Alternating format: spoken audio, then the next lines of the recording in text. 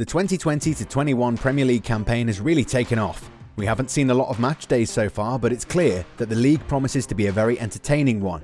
We're certain that the hunt for the league title isn't going to be a one-horse race, and those teams that are vying for the Champions League spots are in for a really tough time.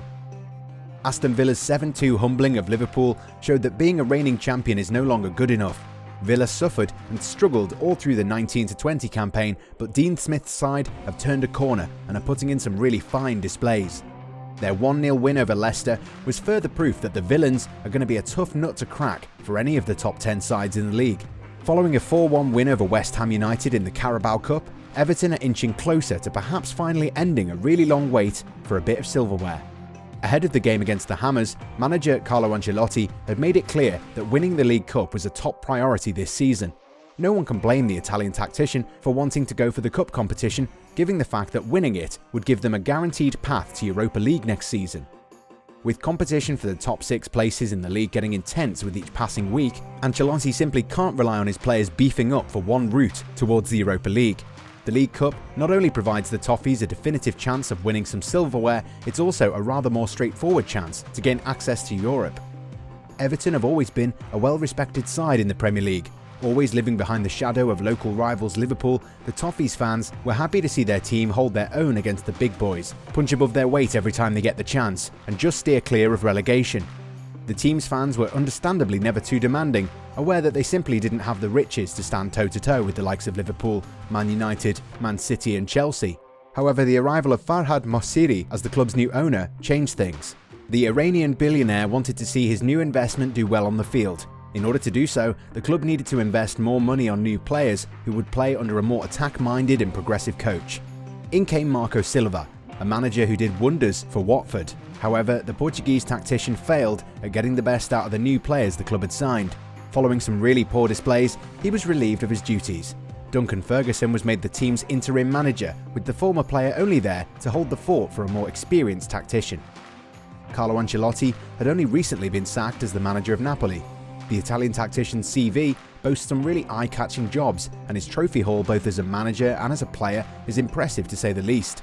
And this is why he was brought to Goodison Park, and this is exactly why the team's manager is eager to see his team do well in every competition they're participating in.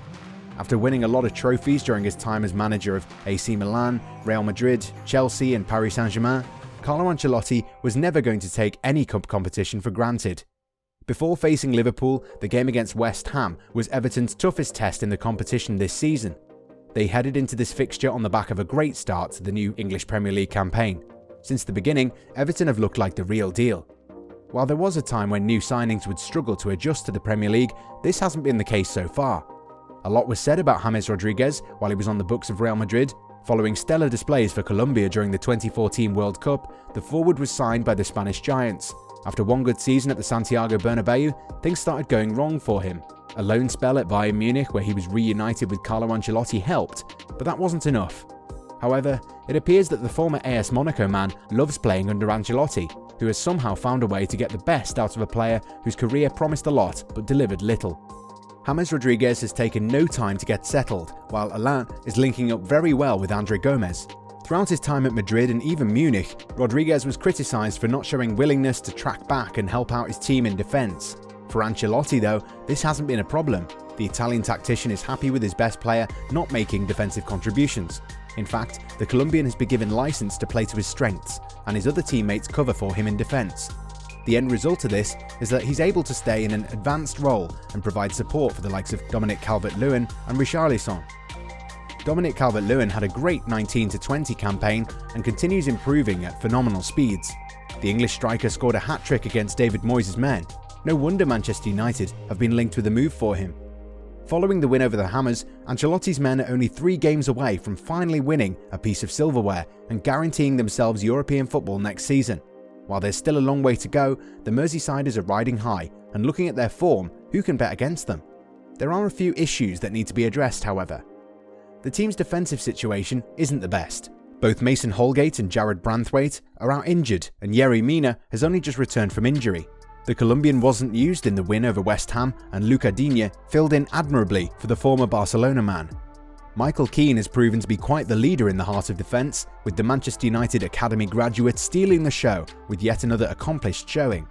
Injuries might have created a few problems, but Michael Keane is really thriving, which bodes well for Ancelotti, who at least has some depth in defence. Keane is perhaps one of the most underrated defenders in England. The 27-year-old has great ability with the ball at his feet and actually made more successful passes than all of his teammates. Boasting a 96% pass accuracy would definitely inspire Ancelotti's confidence. Solely due to Ancelotti's trust in him, Keane's overall gameplay has improved and he's become more or less an undroppable member of the starting 11. Calvert-Lewin shows no signs of stopping. The youngster showed great composure while scoring his first goal against West Ham, controlling the ball brilliantly from his first touch, and then beating Darren Randolph before thumping the ball into the back of the net. The 23-year-old is slowly becoming a more complete striker than we imagined him to be a few years ago. Perhaps Ancelotti's biggest concern would be to convince his star striker that he can achieve anything at Goodison Park.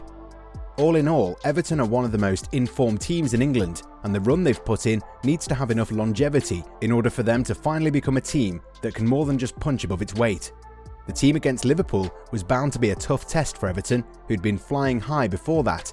Jurgen Klopp's team has pretty much always had the better of their rivals, but this time around, things were going to be different. Everton were no longer the underdogs and fancied their chances against a team whose defensive issues have been laid bare already this season. A horror tackle from under pressure number 1 Jordan Pickford saw Virgil van Dijk forced off injured, and from then on, the Toffees were able to exploit the team's defensive issues. The game ended in a 2-2 draw, and both of Everton's goals were scored from the sort of situations Van Dijk would have dealt with. Liverpool were arguably the better team in the Merseyside derby, but it was clear that the Reds were not playing a team that they always seem to expect to beat. This was a very difficult Everton side, bullying their bitter rivals and making things extremely difficult for them. With 5 games played, Everton are on top of the league standings and have scored 14 goals in the process. They've made a really good start to the season and have managed to defy all expectations so far. Now, however, the tricky part of the campaign begins.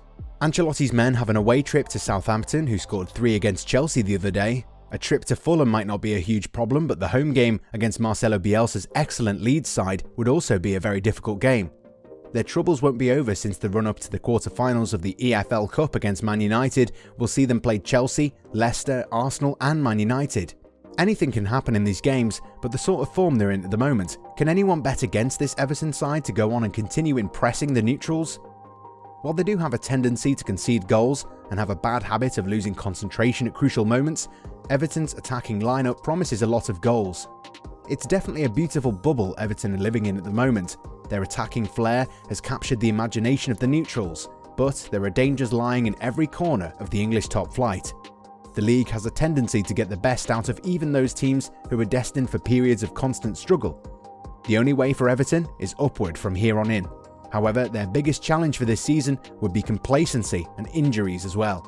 Competing in 3 competitions is not easy and can take a toll on any team. However, the team has now more depth in pretty much every department.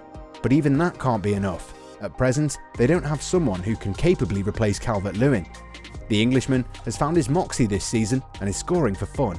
However, the youngster needs to be managed carefully, and Ancelotti will be hoping to see more players around him willing to share the goal-scoring burden.